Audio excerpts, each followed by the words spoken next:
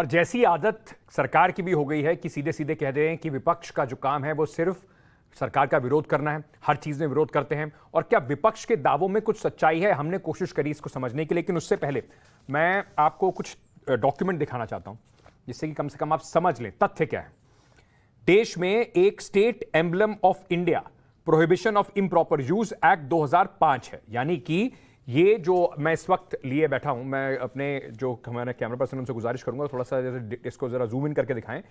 इसके हिसाब से कि कोई भी किसी तरीके का गड़बड़ी ना कर दे, अशोक जो हमारा नेशनल एम्बलम है उसके साथ खिलवाड़ ना हो, उसको लिए एक पूरा एक्ट बनाया हुआ है जिसको कहते हैं the state emblem of India prohibition of improper use act 2005।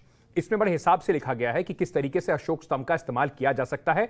उसकी स्वीकृति दी गई है कि आप राजनीतिक जो हमारी जैसे लोकतंत्र का मंदिर है, संसद भवन है और जो बाकी जगह पर कैसे कैसे आप अशोक स्तंभ का सरकार इस्तेमाल कर सकती है। इसमें 2 अपेंडिक्स हैं और मैं वो आपको पहले सीधे सीधे दिखाना चाहता हूं। ये है अपेंडिक्स 1 और अपेंडिक्स 2।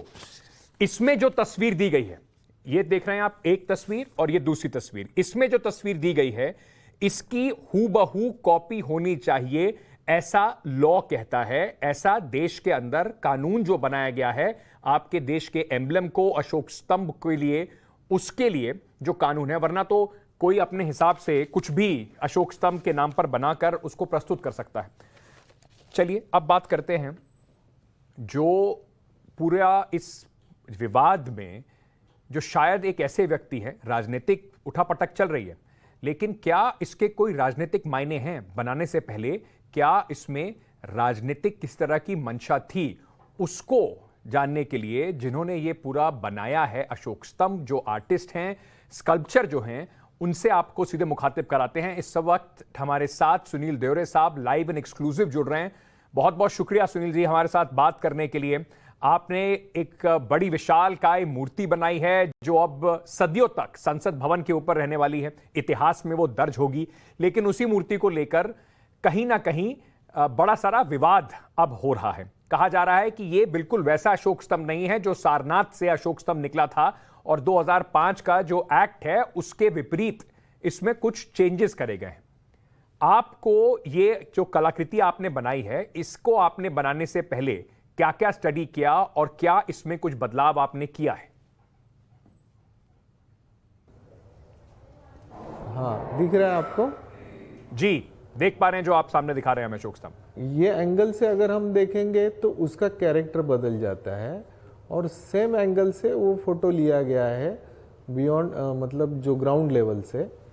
और इसका कैरेक्टर अगर हम पैरेलल फोटोग्राफ लेते हैं, पैरेलल, क्योंकि वहाँ जो पार्लियामेंट में जो जगह है वहाँ से जो फोटो लिया गया है वहाँ स्पेस ही नहीं है, तो अगर हम दूर से उसका इमेज लेते तो ये डिक्टो मैंने जो राष्ट्रीय एम्बलम है उसका कॉपी किया है। नहीं, आप कह रहे हैं क्योंकि शायद एक एंगल का फर्क है, लेकिन जो इस वक्त लोग बार बार और जो खास तौर से विपक्ष के नेता हैं वो ये बात कह रहे हैं कि जो एक्सप्रेशन है शेर के, वो गुस्से वाले शेर में बदल दिए गए हैं। ये एक दरिया दिल राजा के तौर पर पहले शेर था, मुस्कुराता शेर था, उसको आपने एक गुस्से वाले राजा के, एक गुस्से वाले शेर के हिसाब से अब दिखा दिया है।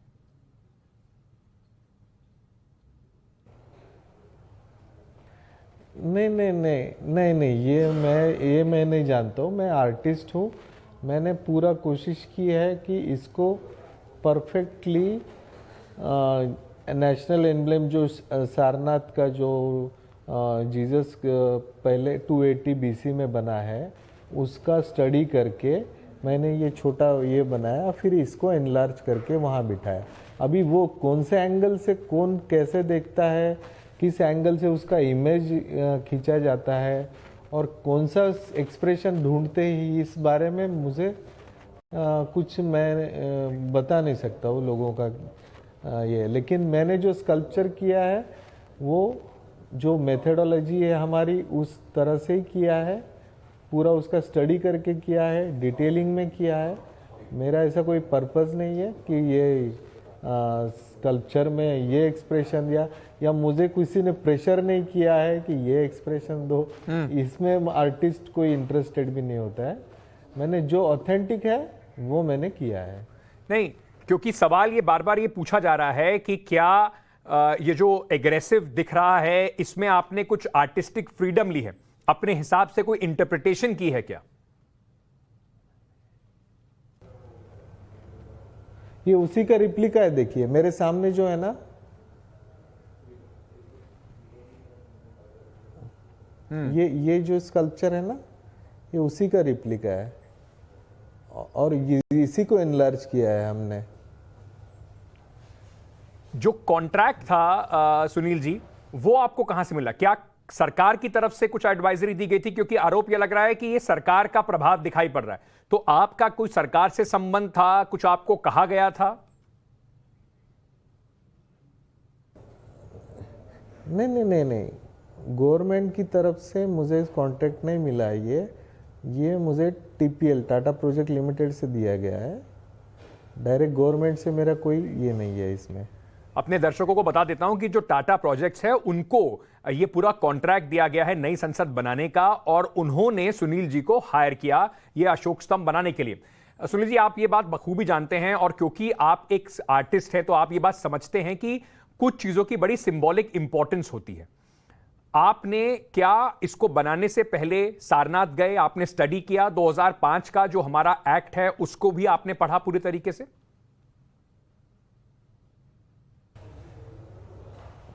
नहीं, मैंने जो स्टडी किया है कि जब अशोक पीरियड में ये स्कल्पचर्स बनवा के लिया होगा उन्होंने, तो उन्होंने लॉयन ही चूज किया है और वो चारों दिशा में शांति का मैसेज पास कर रहे हैं। मतलब ये आपका तो लॉयन का कैरेक्टर तो लॉयन ही हो जी। नहीं, पर ये क्या जो शेर हैं आपके आर्टिस्टिक व्यू में थोड़े गुस्से में नजर आ रहे हैं? मतलब ये इस तरह का एक शेर है जो मतलब दूर से देखने पर या एक राजा के तौर पर अगर इसको देखें तो वो थोड़ा लोगों को डरा रहा है। नहीं, देखिए ये आर्ट व्यू से अगर आप देखने की कोशिश करेंगे, क्योंकि एक आर्ट ऐसी चीज़ होती है, वो जिस एंगल से देखोगे आप उस एंगल में उसको रिफ्लेक्ट करेगी। इसमें हम कोई किसी, अभी मोनालिसा की पेंटिंग ले लीजिए, उसको आप जितना ये से देखोगे उसमें स्माइल दिखेगा, उसमें गुस्सा भी दिखेगा, उसमें डाउट भी दिखेगा। ऐसा थोड़ी है ये आर्ट। हमने यही कोशिश की है कि हमने ऑथेंटिक जो है वो आर्ट सामने रखा है देश के सामने।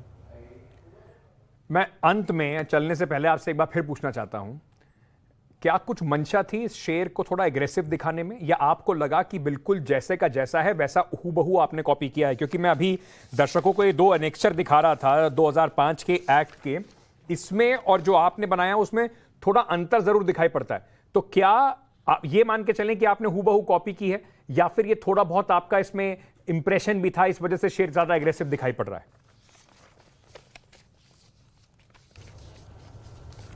नहीं, उसका मैं वही कह रहा हूँ बार बार कि उसका जो एंगल, जो फोटो वायरल हो रहा है, उसका एंगल जो है वो ग्राउंड लेवल से फोटोग्राफ खींचा गया है। वही मैं आपको दिखाने की कोशिश कर रहा हूँ, ये एंगल उसका दिखाया गया है। इसको जूम कीजिए आप जी, तो ये वायलेंट ही दिखेगा आपको। यानी कि आपने इसको वायलेंट दिखाने की कोशिश नहीं की है। आपको लगता है कि क्योंकि नीचे से फोटो लिया गया, प्रधानमंत्री खड़े हुए हैं और क्योंकि वो इतना विशालकाय है, नीचे से फोटो लिया गया, इस वजह से वो ऐसा एग्रेसिव और वायलेंट दिखाई पड़ रहा है। बहुत बहुत शुक्रिया सुनील जी हमारे साथ जुड़ने के लिए, बात करने के लिए, अपनी तरफ से कम समझाने के लिए कि आपने क्या सोचकर ये पूरा बनाया। अब इसको हम जनता के विवेक पर छोड़ देते हैं।